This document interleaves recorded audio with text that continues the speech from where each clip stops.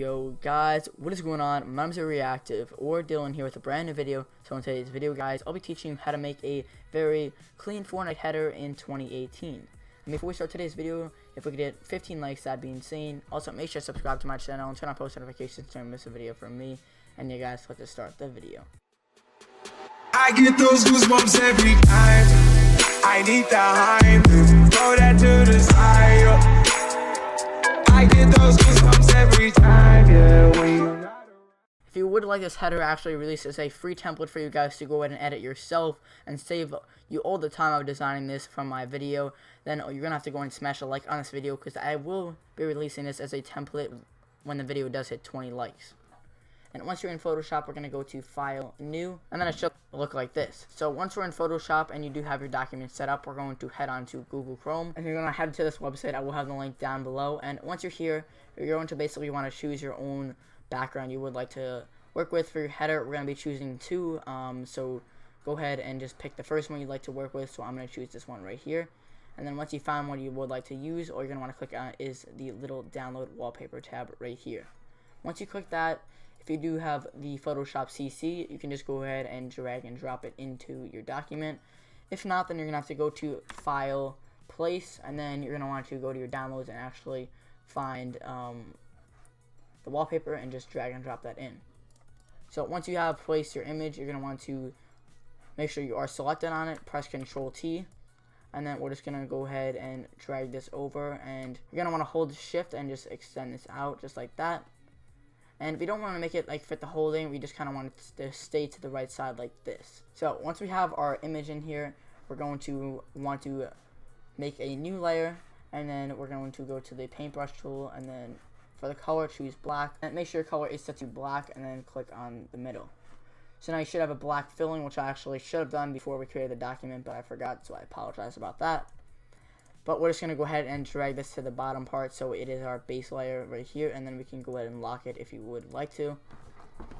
And now that we have this, we can go ahead and grab our second image we'd like to use off the website. So the second image I'm going to be using is this one right here, and once again, once you found it, make sure you go ahead and press download, and then you should see it downloading. And once again, we're just basically going to drag and drop it in. If not, go to place and then find the image on your PC and just place that in the document. Now what I recommend if you guys do want to make this a lot easier on yourself is try to find two images that look kind of similar. So once you've done that, we're going to go to this polygonal lasso tool, and I'm just going to go ahead and cut this. Alright, so now that we have our two images in, we're going to right click on them and press rasterize, and then go with the other one and press rasterize as well. So now you can basically do whatever you want with the images. And I'm actually going to go ahead to the adjustments and add a gradient map to this. Now make the color black, and then for the other color, just like this, I'm going to go ahead and go with a nice yellow color like this. And once you have your color set, press OK, and now we have our gradient map on the image. So the next thing we're going to do is make a new layer. We're going to go to our polygonal lasso tool. If you do not know how to get to that, click on this little thing right here, right click, and then press polygonal lasso.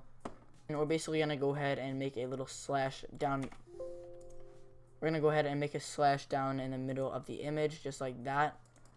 And then just click around it and then put it all together like that.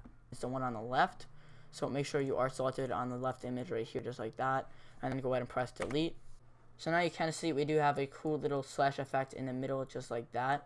One color I recommend using is the 3 strip, and then the next one I'm going to use is soft warm and look. Now you can basically choose whichever ones you want. It really doesn't matter as long as your thing looks somewhat nice. And once you have done that, we're going to head to brightness and contrast. Turn down the brightness a bit and turn up the contrast. And then the next one we're going to head to is curves, and we're just going to make a little S shape just like that. Head to exposure, not the exposure a little bit, same with gamma correction. And you don't have to do this one part right here, but you can go to hue and saturation and go ahead and change this. This is how you can change colors of your work in Photoshop.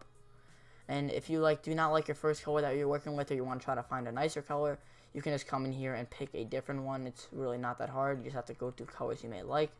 Hold shift and then click to the first color correction, which should be the gradient map, and then press Ctrl G on your keyboard and it will group your colors. And you're going to want to type your name of your Twitter or YouTube or whichever name you really go by. So do not copy my thing, which actually says your name. This is just going to be a template. So make sure you guys do smash a like button so you actually will not have to go through all this pain yourself. But we're just going to go ahead and add some text right there. And to actually center your text, press Control A. And then you're going to want to click on Align Vertical Centers right here. And then click on Align Horizontal Centers right here. Now that we've done that, our text is fully centered. So the font you're actually going to want to use is called Burbank. I will have a download link down below. It's absolutely free. And I'm just going to go ahead and make this a little bit bigger by pressing Control T and holding Shift when making it bigger. And then we're just going to go ahead and center this once again. Alright guys, so I am back. I just messed around with the text a bit, and I'll be teaching you how to do exactly this. It's actually very simple. Right click on the text, go to Blending Options, turn on the stroke, make sure the size is set to 13, and make sure the color is black. Then for the opacity of a drop shadow, make sure this is set to 69%, the distance 39%, spread 100, and the size 0. And once you have done that, press OK. Second word, a different color. So for instance, I had your name, and then I made name blue. If you do want to get some very nice CCs, you can just go on YouTube and search up some CC packs. There are many of them for free to search up a color corrections pack, and you will be supplied with that. And you can just go ahead and mess around and add your own CCs to your work. The next thing we're going to do is make a new layer. Go to the paintbrush tool, make sure the color is set to black. And then for the size, we're just going to go ahead and give it a little black, just like that. And then turn down the opacity to about 25%, just like that. And now you can see we do have a bit of shadows on the side, which looks a lot more professional. And if you would like to do this, you can make a new layer once again. Go to the paintbrush tool, make the color white, press OK. And then to make sure the brush size is set to 1177 and the hardness is set to 0. And then we're going to go ahead and add a little top light to the top of it, just like that. So the next thing we're going to do is make a new layer, and you're going to want to go to the polygonal lasso tool, and we're going to go right through the middle of this, just like that, where you should be able to see a line we started with. And then click once. Go to the right, click again, and we're basically just going to go over this line just like that. And then click right here to put it all together. Go to the paintbrush tool and just fill that in with white. Put the layer right beneath the text layer, so just like that right here. I'll name this line. So you can see basically all I did was just move it from here to under the text, so it is behind it.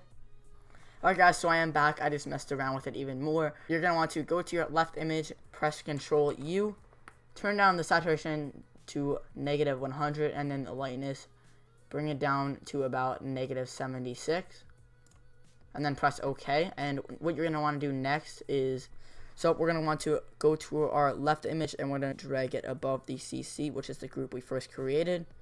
And now you should have that black. If you guys did enjoy this video, please smash that like button. If we could hit around 20 likes, that would be insane. Like I said, 20 likes, and I will release this as a free template, so you will not have to spend the time to make this yourself. Download link will be released at 20 likes. If you have not yet subscribed to my channel, please be sure to do so. For my old subscribers that are just finding my channel now, welcome back to my channel. I know you probably all have missed me. I hope you guys have an amazing day, and my name's Areactive, and I'll see you in my next one.